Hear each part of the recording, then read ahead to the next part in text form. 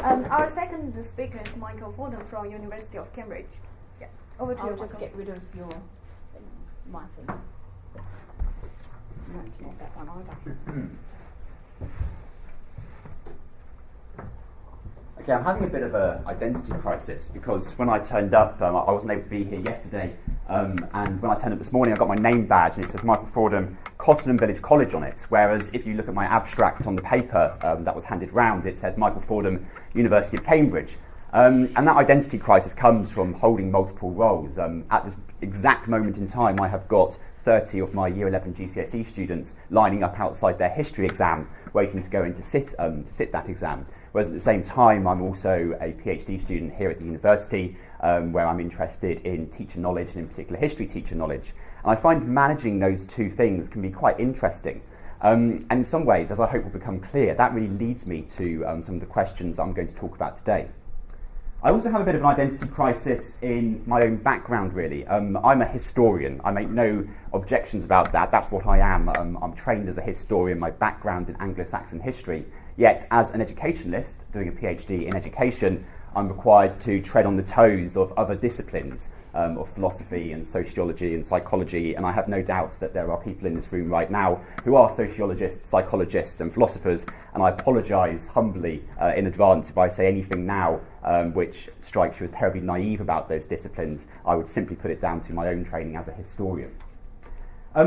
When I became a history teacher 6 years ago, I did my teacher training here at the Faculty of Education, and I now work in a comprehensive school just outside.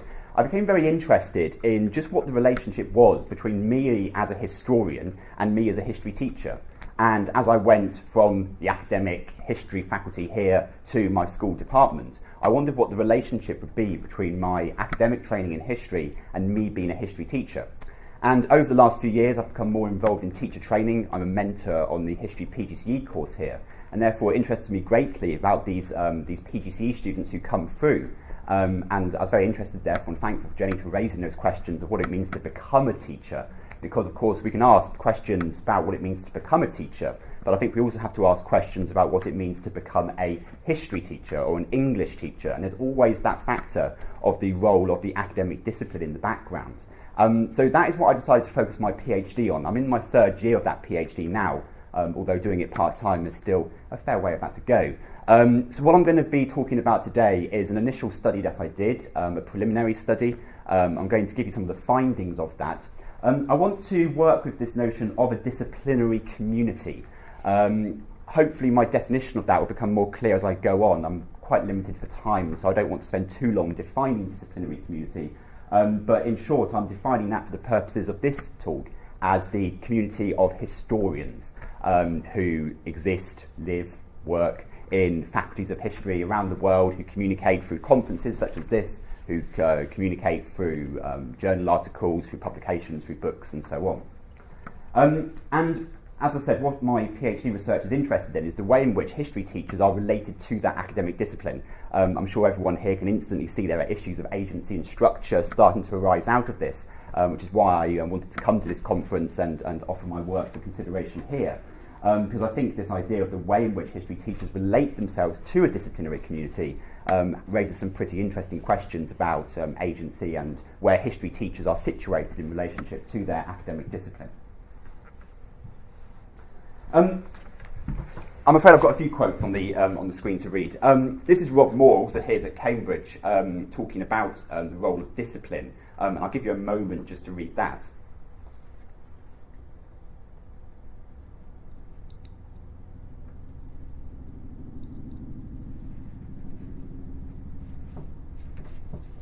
I think the key thing there, actually for me, is the last sentence, which is that people who participate in a discipline, like the discipline of history, are part of a phenomenon which is both social and temporal. It's got people who are in relation to each other, but it's also got its own history. The discipline of history has a history. It has something that's developed over time, what Moore here calls the canon. And the role of that canon, what in history we call historiography, and I'm sure in other subjects they have a similar thing, is quite important in the practices of what historians do. And therefore, for me, I wondered that must also have some kind of role in what history teachers do. Michael Young, who I know has worked quite closely with Rob Moore, says a similar kind of thing. But importantly here, he makes a step of stating that actually it's this epistemic community, if you like, it's this disciplinary community of historians which actually allows us to make claims to knowledge at all. This phrase in particular always reminds me of something that Karl Popper said about Robinson Crusoe, and how if Robinson Crusoe was off on a desert island and looked at the stars and gained knowledge of astronomy, it wouldn't be counted as astronomical knowledge until he had gone back to the Royal Society or wherever and presented his views and had them accepted. What these two quotes give us really is a social definition of knowledge. Again, I'm afraid here of stepping on the toes of philosophers, but I think we can certainly point to a number of developments, both in analytical and continental philosophy, over the last 100 years, which have increasingly recognised that knowledge has a social element to it. Well, my concern really is not with knowledge per se, but what that knowledge might mean to history teachers in a classroom. And as I said, it's that issue of the disciplinary community and the relationship of history teachers to that disciplinary community that really interested me.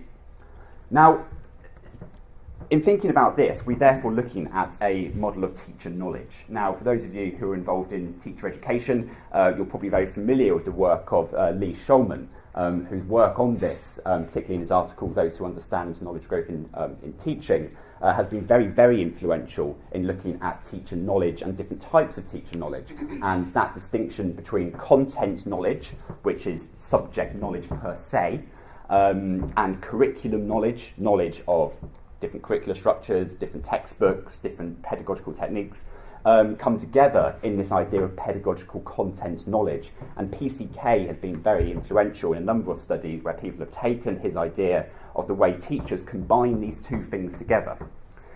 For me, Shulman made a really important step here in recognising that actually teaching is a highly intellectual act in the way it brings together subject disciplines for the purposes of teaching.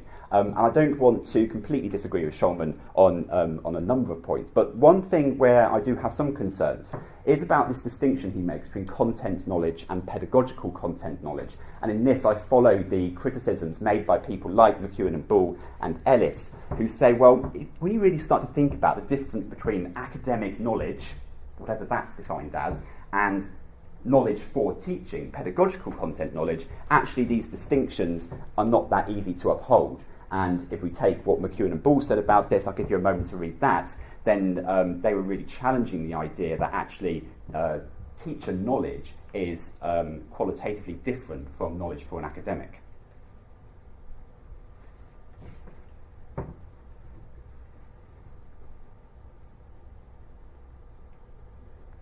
Now, of course, what this does is it raises another question, because if we're not going to say that teacher knowledge is different from the knowledge of academics, then we need to think about a different way of relating these two groups of people together, relating history teachers in my study to the academic discipline of history, and trying to think about what the relationship between them might be. One person who's had a go at this was Peter Seixas, very influential in the history education scene in Canada. And I think it's worth, I apologise for the number of quotes I'm putting on the board here, but I hope you can see that they guide my study. What Peter Seixas says here is that actually the history teacher has to be understood as part of that disciplinary community, and that history teachers serve as a link between the students in their classroom and the academic discipline. And if we're going to understand teacher knowledge and what it means for a history teacher to understand history, to be part of a disciplinary community, we need to understand the way in which history teachers relate academic knowledge to students in their classrooms. So I took Seixas' idea and used that as the basis for my preliminary study. What I wanted to know is, what are history teachers doing when they are serving as this bridge between communities, if you like? What is it that they're actually doing which allows them to stand up and say, I am a history teacher? Now, I don't have the time to go into detail about the methodology behind that, but to cut a long story short, I adopted a phenomenological methodology. I felt this was quite appropriate because, particularly a kind of Husserlian phenomenology, it allowed me to be quite specific about who my subjects and who my objects were. I obviously had my history teachers who I was studying. Different to Jenny's work, I focused on experienced history teachers, heads of history, people who deliver training, people who have published in the field. So I really went for, if you like, the top end. And those history teachers, again in that Husserlian sense, have an intention of their practices. It's a known object to them. But it also allowed me, by adopting this methodology, to relate my position as researcher to this, because I was interested in both of those things. I was interested in both what the teachers were doing, what their practices were, but also the way they thought about those practices. And that formed the basis of my two research questions. How do elite history teachers characterise the historical nature of their practice, and what understandings about disciplinary history emerge when elite history teachers design lessons? I'm afraid I don't have a great deal of time to go any further into methodology, but I hope that gives just a sense of the theoretical underpinning to what I was doing there. In actually carrying out this, I interviewed the history teachers who participated in my study. It was a small-scale study. I'm not making any claims here to any kind of statistical generalisation. I worked with 4 history teachers. Each of those history teachers in a different school, different comprehensive school, were interviewed twice. I took those interviews using, if anyone's familiar with the work of Max van Manen, I used his phenomenological method of formulating themes to analyse my data. In the phenomenological sense, this was useful because, again, it allowed me to think about picking themes out of what these teachers were saying, but also to reflect on my own thinking about how I was constructing those themes. And that process carried on until I had identified some findings from my research data. So, those findings. Well, one of the findings I found from talking to my history teachers was that they tended to see the disciplinary community, the community of historians, as some kind of model for what history in the classroom should be like. Now, that is actually, people, I don't think there's anybody in this room who's involved in history education. That is actually a very important point, because a lot of people have made a claim that actually history in a classroom is qualitatively different from academic history. But the teachers in my study did not see it in that way. As one teacher there said, I see history as a discipline, and if we're going to base what we do in the classroom on something, it needs to come from that discipline. And you see that coming through in a lot of the comments that the teachers were saying there. In the second teacher, it's a she says, I think that's where school history should be, but it doesn't always achieve this. So it's clearly aspirational in that sense. I also found that these teachers didn't just see history as something out there in an ivory tower. They saw it as something that they are related to. They said that there's a connection between themselves and the academic community. This first teacher here, who teaches at a village college, a female again, just outside Cambridge, she hadn't read the Peter Seychat's article, yet interestingly she used exactly the same language to relate the two things. She described herself as being a kind of bridge between the little people, as she put it, who don't have much knowledge about history, and this wonderful world of what's happening at university. A separate teacher, who interestingly had a PhD in history before going on to become a history teacher, said that my view on that is that I'm a wheel in a massive machine, and it's everybody who is involved in playing with history. So we're seeing here that these experienced history teachers did not just see themselves as being off on their own. They saw what was going on in their history classrooms as academic history in some sense, but they also saw some kind of active relationship between themselves and that academic discipline.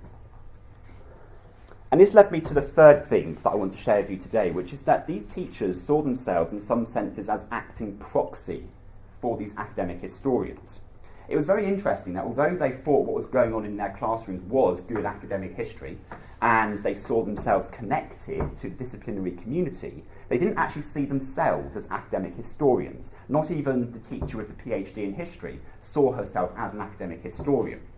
Yet they didn't see themselves as being a layperson either. They saw themselves as occupying a difficult ground in the middle.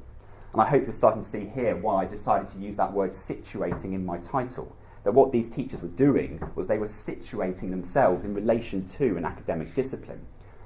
More importantly, I think, it was the fact that they situated themselves in relation to that discipline that actually, for their mind, made it possible for them to teach history at all and not just some kind of general stuff that's being chucked together in a lesson.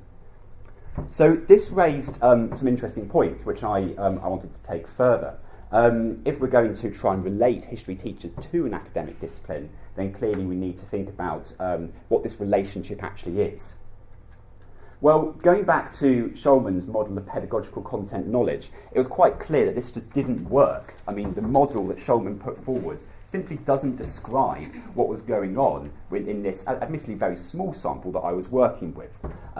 These teachers didn't have these distinctions between there is academic history and then there's school curriculum and then there's this thing in the middle called pedagogical content knowledge. In that sense, the empirical work that I carried out would seem to chime very well with the work of McEwen and Bull and Ellis and so on, in challenging the idea that content knowledge and pedagogical content knowledge can be seen as separate things. So in that sense, I came back to Seixas again and thought about the way he modelled this. And I thought that the model that he was putting forwards, again, just based on the empirical work I had here, seems to be a much better model. As I said, it wasn't the case that these history teachers saw themselves necessarily as part of this disciplinary community. It's that question that was raised this morning about what counts as a community and where the boundary is.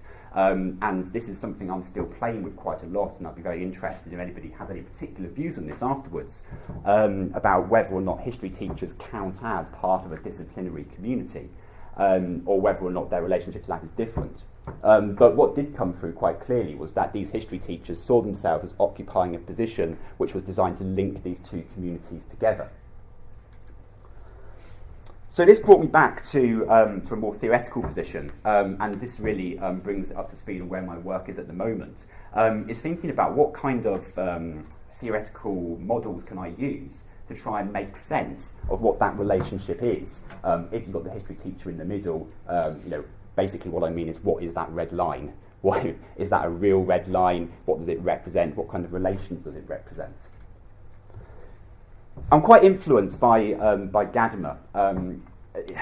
Again, I apologise to any sociologists and philosophers here, but it seems to me that authority and power tend to get seen in either positive ways or in negative ways. I know that's a gross simplification, but Gadamer certainly would come down on the more conservative side and see authority as something enabling, something which creates possibilities.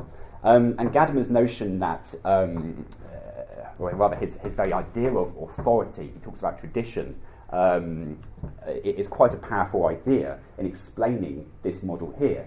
Because if the history teachers have a knowledge of the canon, if you like, if they have a knowledge of the social and temporal nature of their own discipline, then it allows them to transplant that in some way over to their classroom.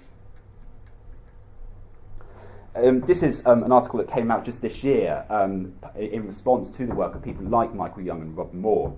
Ratter, I think, I apologise for the pronunciation. What I think is important in this is the final sentence, actually, where she says that the difference is found in the authority for the knowledge and the procedures that justify that authority. This is something which people who are familiar with the debates over the English national curriculum will know quite a lot about, because there is that distinction between, or supposed distinction between propositional knowledge and procedural knowledge, which always gets brought up every time we have another revision of the national curriculum. What strikes me as important about this is that if we're going to talk about history teachers being in relation to the academic discipline in some way, then we need to think about practices and procedures. And we need to recognise that those history teachers have a set of disciplinary practices that can be considered historical, and that's what they're trying to bring to their history classroom. Now, I don't mean here that in a very kind of glib sense of practices like essay writing or source analysis, as important as those things are. What I really mean is a way of thinking about the past, disciplinary practices such as answering questions about causation or questions about change. And for anybody who's familiar with the work being done in this country on history education, particularly carried out by Christian Council here at the University of Cambridge and at the Institute of Education in London, then they'll be familiar that with the idea that history education over the last 10 years in this country has been driven very strongly by an attempt to identify what these practices and procedures are. The final text I want to refer to is by Bingham. He published this in 2008. And I've got two quotations from him, which I think are quite important, which I'll leave you a moment to read, although I would draw your attention to the bit I've highlighted as in bold.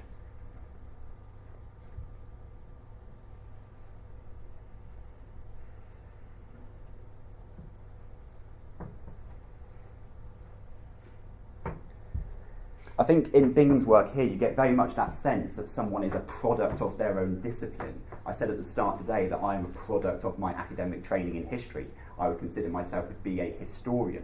and that tradition for me, that tradition that I am a part of, affects what I go on to do in my history classroom. For my students in my classroom, I would like to think that I am in some senses a spokesperson for the academic discipline of history, for the tradition that it entails. Again, here we're talking about procedures, and we're talking about acts, we're talking about doing things. And that really leads me to my final quote, also from Bingham here, who says what this means for students is that the only way to obtain agency in a place such as school is to engage with the subjectifying process already at work. Interaction with the teacher is one of those educational sites where student subjectivity is constituted. And I'd like to offer this in my concluding points, really, as why I think I'd like to be talking to this conference right now. Clearly, we don't want to say that students are just receptors of knowledge. It's not the case that there is an ivory tower of historical knowledge which is to be passed on uncontested onto students. But it's also not the case that a pupil in a classroom can study the past and come up with any interpretation they like. It's not a case that all interpretations are equal, but that some interpretations are far more equal than others. There are rules and there are traditions which govern what can and cannot be said, for instance, about evidence or about the way we handle causation in history. So the teacher here has to occupy a very important position. The teacher has the tradition of the discipline behind them. The teacher has studied that, they have immersed themselves in it, they are in some senses a part of that discipline. And it's their job to bring that discipline into the classroom, not as something to be received by students, but as a point for those students to interact with. Because if that teacher in some ways is a spokesperson for the discipline, if that teacher does represent that discipline in some point, whether that's as a member of the community or the serving proxy for it, then that teacher becomes the point with which students, pupils in the classroom will interact. Now, that for me has to be the consideration of where history learning takes place. And this is now really pushing where I'm going with my research in future, which is to look at what the nature of those interactions might be. Language and performances in classrooms are clearly going to be important in the process that's being defined here. That really does bring me to an end of my talk. I haven't had any red or yellow signs waved up at me, so I think that means that I probably haven't done too badly for time. But this is very much still a piece of research ongoing, and therefore I'd be delighted for any comments or any questions that you might have to offer.